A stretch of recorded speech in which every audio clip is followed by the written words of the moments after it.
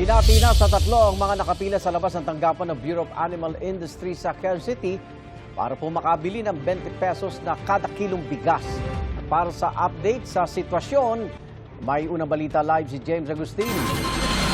James! Igang, good morning. Magdamagan yung pila ng mga bibili ng 20 pesos per kilo na bigas dito sa tanggapan ng Bureau of Animal Industry sa Quezon City.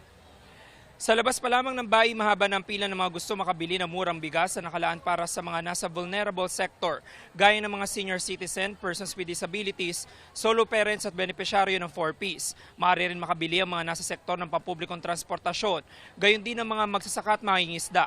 Nahati po sa tatlong pila, yung mga nag-register online, yung mga walk-in na may hawak ng stub, at yung mga kukuha pa lang ng stub para makabili ng bigas sa mga susunod na araw. 1,000 makakabili para sa mga nagparehistro online, habang yung mga walk-in na may stub ay nasa 250 ang kayang i-accommodate. 10 kilong bigas kada araw lang ang maaaring mabili ng bawat mamimili at hanggang 30 kilo kada buwan. Ang mga nasa unahan ng pila, mula alas 11 pa kagabi matyaga naghihintay. Mahalaga po sa amin dahil kasi malaki yung menos namin dahil mura. Yung pong halagang 600 namin ay nakakabili ng 30 kilos. Malaking tulong naman ito kasi kaysa bibili ka ng nakapakamahal isang kilo. Kamusta naman ang kalidad? Medyo okay naman. Makakain naman. Mahalaga talaga kasi senior na kami, wala naman kami mga trabaho eh. Hindi namin kaya bumili ng sobra 50, isang kilo.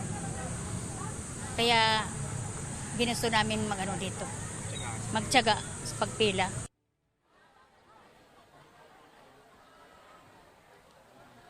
Samantala, Igan, bago mag alas 7 ngayong umaga na dumating yung supply ng bigas dito sa may covered court ng BAI at sinimulan na rin iproseso yung mga nakapila. Nakita natin yung mga unang pinoproseso ay yung mga nag-register online.